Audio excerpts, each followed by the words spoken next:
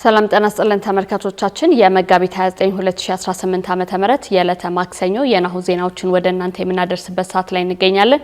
ከዜናዎቹ ጋር አብራችሁን ቆየው ረዲት ጌታቸው ነኝ። አብራችሁን ቆዩ።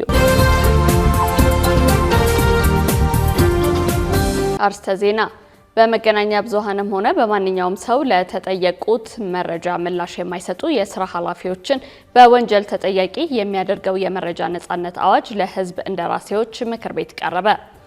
የገንዘብ ሚኒስቴር በመንግስት ተሿሚዎች ላይ ጠንካራ ቁጥጥር የሚያደርግና ተጠያቂነትን የሚያሰፍን አዲስ ረቂቅ መመሪያ ማዘጋጀቱ ተገለጸ።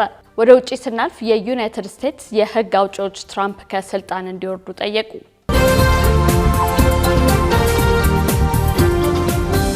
ወደ ቀዳሚ ዜናችን እንለፍ። በመገናኛ ብዙሃንም ሆነ በማንኛውም ሰው ለተጠየቁት መረጃ ምላሽ የማይሰጡ የስራ ኃላፊዎችን በወንጀል ተጠያቂ የሚያደርገው የመረጃ ነጻነት አዋጅ ለህዝብ እንደራሴዎች ምክር ቤት ቀረበ። ረቂቅ ህጉ ለመገናኛ ብዙሃን ባለሙያዎች ልዩ ጥበቃ የሚሰጥ የእንባ ጠባቂ ተቋምን ደግሞ አስተዳደራዊ ቅጣትንም በመቅጣት ጭምር ህጉን እንዲያስፈጽም ሙሉ ኃላፊነት የሰጠው ነው።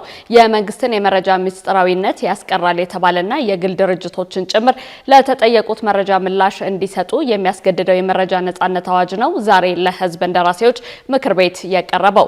የመረጃ ነጻነት አዋጁ ለመገናኛ ብዙሃን ጥበቃ የሚሰጥ ድንጋጌዎችንም የያዘ ነው።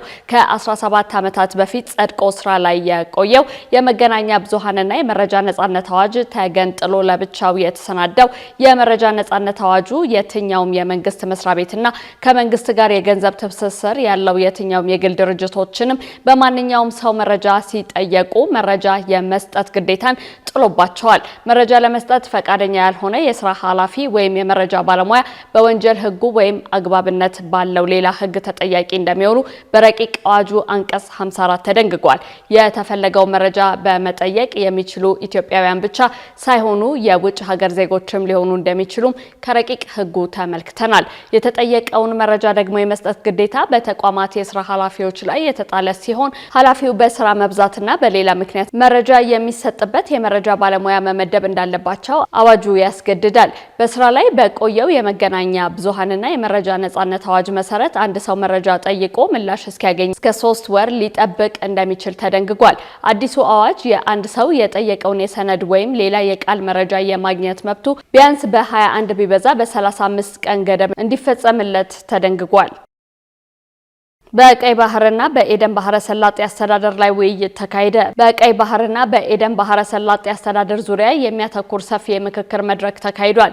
ይህ ውይይት በቀይ ባህርና በኤደን ባህረ ሰላጤ ቀጠና ያለው የባህር ላይ አስተዳደር አካታችነትና ትብብር ለጋራ ጥቅም በሚል መሪ ቃል የተሰናዳ ሲሆን በቀጠናው የሚስተዋሉ የፖለቲካ የኢኮኖሚና የደህንነት ጉዳዮችን በዝርዝር ለመዳሰስ ያለመ ነው።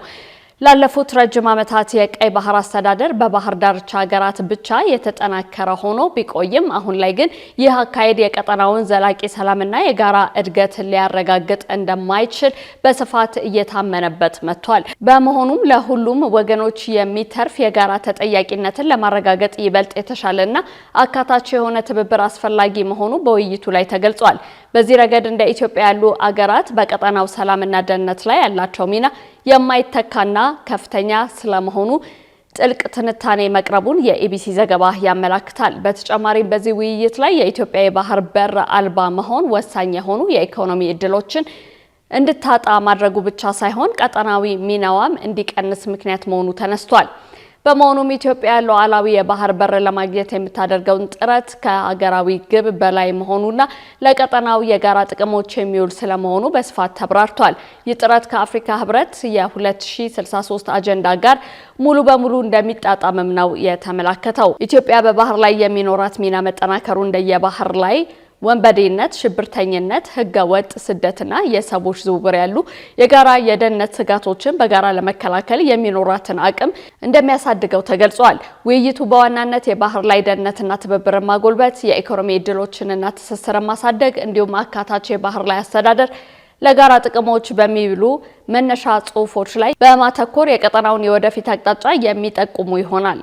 4 የፖለቲካ ፓርቲዎች የመሰረቱት ትብብር ለኢትዮጵያ አንድነት አገር በቀል የትምህርት ስርዓት ለመዘርጋት እንደሚሰራ አስታወቀ። 7ኛውን ጠቅላላ ምርጫ ከሚሳተፉ ተፎካካሪ ፓርቲዎች መካከል አንዱ የሆነው ትብብር ለኢትዮጵያ አንድነት በምርጫው መንግስት ለመመስረት የሚያስችለውን ድምጽ ካገኘ አገር በቀል የትምህርት ስርዓት እንደሚዘረጋ አስታውቋል። 4 የፖለቲካ ፓርቲዎች የመሰረቱት ትብብሩ በተግባር ላይ ያለው የትምህርት ፖሊሲ የማህበረሰቡን አብሮነት እየሸረሸረ ይገኛል ብሏል። የትብብሩ የምክር ቤት አባላቱ አያሌው ተስፋዬ ከአሃዱ ሬዲዮ ጋር በነበራቸው ቆይታ ልሳነ ምርጫ ፕሮግራም ጋር በነበራቸው ቆይታ ፓርቲው ወደ ስልጣን ከመጣ ከመምህራን፣ ከወላጆች፣ ከተማሪዎችና ከምሁራን ጋር በመመካከር የትምህርት ስርዓቱን የማስተካከል ስራ እንደሚሰራም ቃል ገብቷል። በተጨማሪም ፓርቲው የመምህራንን ጥቅማ ጥቅም የማስከበርና ወቅቱን የጠበቀ የደሞዝ ማሻሻያ የማድረግ እቅድ እንዳለው አብራርቷል። የአዲስ አበባ ዩኒቨርሲቲን ራስ ገዝ የማድረግ ውሳኔ ዝቅተኛ የኢኮኖሚ አቅም ያላቸውን ተማሪዎች ያገለለ ነው ያሉት አቶ አያሌው ፓርቲያቸው መንግስት የመመስረት እድሉን ካገኘ ከፍተኛ የትምህርት ተቋማትን ወደ ቀድሞ አሰራራቸው በመመለስ አካታችነትን እንደሚያረጋግጥና የተማሪዎች የወጪ መጋራት ኮስት ሼሪንግ ክፍያ ላይ የቅናሽ ማሻሻያ እንደሚያደርግ አስታውቋል። ትብብሩ 7ኛውን ጠቅላላ ምርጫ በሰላማዊ መንገድ ለማከናወን እንደሚሰራና ድል ከቀናው የገባውን ቃል እንደሚፈጽም አጽንኦት ተሰጥቷል። የገንዘብ ሚኒስቴር በመንግስት ተሿሚዎች ላይ ጠንካራ ቁጥጥር የሚያደርግና ተጠያቂነትን የሚያሰፍን አዲስ ረቂቅ መመሪያ ማዘጋጀቱ ተገለጸ። መመሪያው በመንግስት ሀብት ላይ የሚፈጸም ብክነትን ለመክታት ያለመ መሆኑ ተገልጿል። በዚህ አዲስ መመሪያ መሰረት የሹመት እገዳ ማንኛውም ተሿሚ ከመንግስት ግዥና ንብረት አስተዳደር ጋር በተያያዘ ጥሰት የፈጸመ መሆኑ ከተረጋገጠ በየትኛውም የመንግስት ተቋም ውስጥ ዳግም እንዳይመደብ ወይም እንዳይሾም ይደረጋል። ዋና ዋና ጥፋቶች የግዥ እቅድን በወቅቱ አለማቅረብ፣ የንብረት ሪፖርቶችን በጊዜው አለመላክ፣ አገልግሎት የጨረሱ ንብረቶችን አለማስወገድና የግዥ መረጃዎችን ለህዝብ ግልጽ አለማድረግ እንደ ትልቅ ጥሰት ተቆጥሯል። ይህ እርምጃ የመንግስት አሰራር ግልጽነት እንዲኖረውና ኃላፊዎች ለሚመሩት ተቋም ሀብት ጥንቃቄ እንዲያደርጉ ከፍተኛ ግፊት ይፈጥራል ተብሎ ይጠበቃል። ካሽጎ በየትኛውም ዓለም ሆነው በማንኛውም ሰዓት ለወገኑ የሚደርሱበት ፈጣን የገንዘብ መላኪያ ተከፈተሎ። ማስተርና ቪዛ ካርዶን በመጠቀም ከ5 እስከ 20 ዶላር የሚልኩበት አዲስ የገንዘብ መላኪያ መንገድ። ካሽጎን ለየት የሚያደርገው የትኛውም የገንዘብ ዝውውር በፍጥነት አገልግሎት ከመስጠቱም ባሻገር ለማንኛውም አገልግሎት ምንም አይነት ክፍያ አለመጠየቁ ነው። በሀገራችን ታሪክ ገንዘብን ከውጪ ወደ ሀገር ቤት በማስተላለፍ በመተግበሪያ መልክ አገልግሎት መስጠት የጀመረው የመጀመሪያው ሀገር በቀል የገንዘብ መላኪያ ዘዴ ካሽጎ ከ4500 በላይ ባሉ የባንክ ቅርንጫፎች አገልግሎት እየሰጠ ይገኛል። ገንዘቦን በሰኮንዶች ልዩነት ውስጥ ይፈልጉ በአካውንቶ ወይንም በእጆ ቆጥረው የሚወስዱበት ልዩ ዘዴ። በቅርቡ ሁሉንም ኢትዮጵያዊ ባለቤት ለማድረግ ጉዞ የጀመረው ካሽጎ ዛሬውኑ መተግበሪያውን በስልኮ ላይ በመጫን የአገልግሎቱ ተጠቃሚ ሆኑ። ፍጥነት መለያችን፣ ኢትዮጵያን መክፈቻችን፣ ካሽጎ ነው መላኪያችን። ካሽጎ የአዲሱ ትውልድ ብራንድ። ተመልካቾቻችን ያላችሁት ነው ቴሌቪዥን ላይ ነው። አሁን ደግሞ ወደ ውጭ ዜናዎች እናልፋለን። የዩናይትድ ስቴትስ የህግ አውጪዎች ትራምፕ ከስልጣን እንዲወርዱ ጠየቁ። የአሜሪካ ህግ አውጪዎች የትራምፕ አስተዳደር አባላት ፕሬዝዳንቱን ማንሳት ካልቻሉ የስልጣን ሽግግር የሚደነግገውን 25ኛውን የአሜሪካ ህግ መንግስት ማሻሻያ በማድረግ ከስልጣን እንዲያነሱት እየጠየቁ ይገኛሉ። የአሪዞና ኮንግረስ አባል የሆነችው ያሳሚን አንሳሪ 25ኛው ማሻሻያ በትራምፕ ላይ እንዲተገበር ጥሪ ካቀረቡት ባለስልጣን መካከል ናቸው። ትራምፕ አስከፊ ህገወጥ ጦርነት እያባባሱ ነው፣ ግዙፍ የጦር ወንጀሎችን እያስፈራሩና በኢራን ውስጥ የሲቪል መሰረተ ልማቶችን ኢላማ አድርገዋል ብላለች።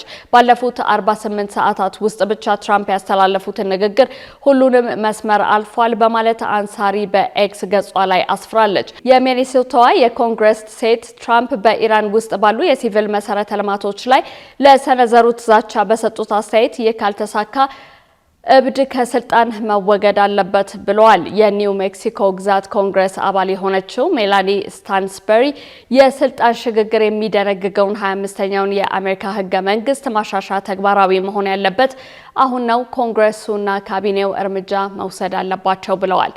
የኢሊኖው የቀድሞ የሪፐብሊካን ኮንግረስ አባል ጆ ዋልሽ ስለ ትራምፕም ባሰፈሩት መልእክት በዚች ሀገር ላይ ለዘላለም ጉድፍ ይሆናል ብለዋል። የዴሞክራቲክ ሴኔት አባል የሆኑት ክሪስ መርፊ በኤክስ ላይ ባሰፈሩት መልእክት እኔ በትራምፕ ካቢኔ ውስጥ በሆን ኖሮ የስልጣን ሽግግር የሚደነግገውን 25ኛውን የአሜሪካ ህገ መንግስት ማሻሻያ የህግ መንግስት ጠበቆችን በመጥራት ይህን ውሳኔ አሳልፋለሁ ሲሉ ተደምጠዋል። ትራምፕ ግን ኢራን በአንድ ምሽት ውስጥ ሙሉ በሙሉ ልትወድም ሰዓቱ ደርሷል በማለት እየዛቱ ይገኛሉ። የእስራኤል ጦር ኢራናውያን ዛሬ ባቡር እንዳይጠቀሙ አስጠነቀቀ። የእስራኤል ጦር በይፋዊ የማህበራዊ የትስስር ገጹ ላይ በፋርስ ቋንቋ ባሰፈረው መልእክት በኢራን የሚኖሩ ሰዎች ለደህንነታችሁ በማለት በባቡር ከመጓዝ ተቆጠቡ ብለዋል። ማስጠንቀቂያው በመላው አገሪቱ ለሚኖሩ ኢራናውያን መሆኑን የገለጸው ጦሩ በኢራን ሰዓት አቆጣጠር እስከ ምሽቱ 3 ሰዓት ድረስ ማስጠንቀቂያው እንደሚቆይ ገልጿል። አክሎም በባቡሩ ውስጥ መሆንና በባቡር ሀዲዶች አቅራቢያ መገኘት ህይወታችሁን አደጋ ላይ ይጥለዋል ብለዋል። የእስራኤል ጦር ማስጠንቀቂያ የተሰማው የአሜሪካው ፕሬዝዳንት ዶናልድ ትራምፕ በመላው ኢራን የሚገኘው የሲቪል መሰረተ ልማቶች ላይ ጥቃት ለመሰንዘር መዛታቸውን ተከትሎ ነው። ሰኞ ምሽት የእስራኤል ጦር ከአገዛዙ ጋር ግንኙነት ያላቸውን የቴህራን መሰረተ ልማቶችን ኢላማ በማድረግ ተደጋጋሚ ጥቃቶችን መፈጸሙንና የሄዝቦላህ አባላትን መግደሉን ገልጿል። ከዚህ ውጭም የእስራኤል ጦር ከኢራን ወደ እስራኤል የተወነጨፉ ሚሳኤሎችን መቀልበሱን አስታውቋል። በሌላ በኩል በኢራን ላይ ትልቁ የአሜሪካ ጥቃት ዛሬ ሌሊት ከ9 ሰዓት ከ47 ደቂቃ ላይ እንደሚጀምር ዶናልድ ትራምፕ ተናግረዋል። ከሁሉም የተሻለ እቅድ አለኝ፣ ግን እቅዴ ምን እንደሆነ በግልጽ መናገር አልፈልግም ያሉ ሲሆን የነገው ጥቃት ከዛሬው ይብሳል ብለዋል።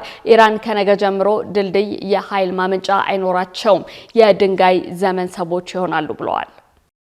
በመጨረሻ በኮቪድ-19 ወረርሽኝ ወቅት ከሞቱ ሰዎች ጋር በተያያዘ ህንድ 9 የፖሊስ አባላት ላይ የሞት ቅጣት አስተላለፈች። የ58 ዓመቱ ፒጄ ያራጅ እና የ38 ዓመቱ ልጁ ቤኒክስ በኮቪድ-19 ወረርሽኝ ወቅት የእንቅስቃሴ ገደብን በመጣስ የሞባይል ስልክ ሱቃቸውን ክፍት አድርገው በመገኘታቸው ከታሰሩ ከጥቂት ቀናት በኋላ ህይወታቸው አልፏል። በደቡባዊ የታሚል ናዱ ግዛት እስር ቤት ህይወታቸው ያለፈው አባትና ልጅ ጭካኔ በተሞላበት ሁኔታ እጃቸው ታስሮ ድብደባ ተፈጽሞባቸዋል ሲሉ ጉዳያቸውን የተመለከቱት ዳኛ ባሳለፍነው ሰኞ ዕለት ችሎት ላይ ተናግረዋል። ዳኛው አክለውም የፖሊስ ተግባር በግልጽ ስልጣንን አላግባብ መጠቀም እንደሆነ ገልጸዋል። ፍርድ ቤቱም የፖሊስ አባላቱ ይህንን ያደረጉት ሆን ብለው ለመግደል በማሰብ ነው ብለዋል። በግድያ ወንጀል ጥፋተኛ ሆነው የተገኙት ፖሊሶች ይግባኝ መጠየቅ ይችላሉ ተብሏል። ዳኛው የፍርድ ውሳኔውን በሰጡበት ወቅት ያልተጠቁ ሰዎችን አጥቅተዋል፣ ይቅርታ ሊደረግላቸውም አይገባም፣ በእድሜያቸው ወይም በቤተሰባቸው ምክንያት ቅጣታቸው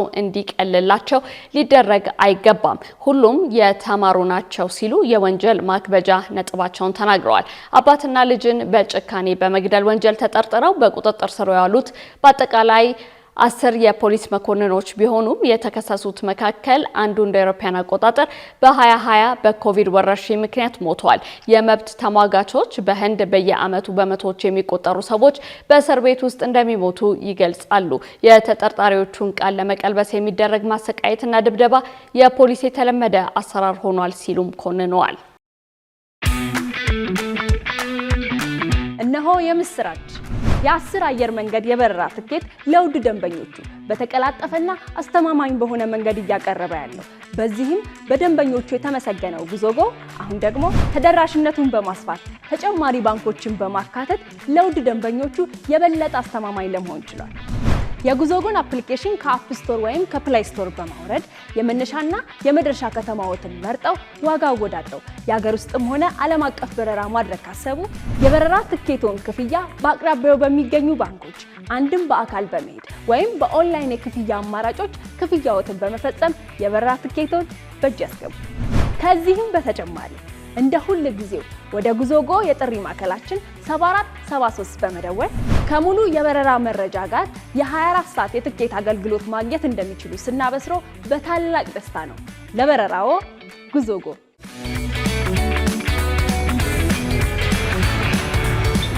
ተመልካቾቻችን ዜናዎቻችን እነዚህን ይመስሉ ነበር። ከዜናዎቹ ጋር አብሬያችሁ የቆየሁት ረዴት ጌታቸው ነኝ። ጤና ይስጥልኝ።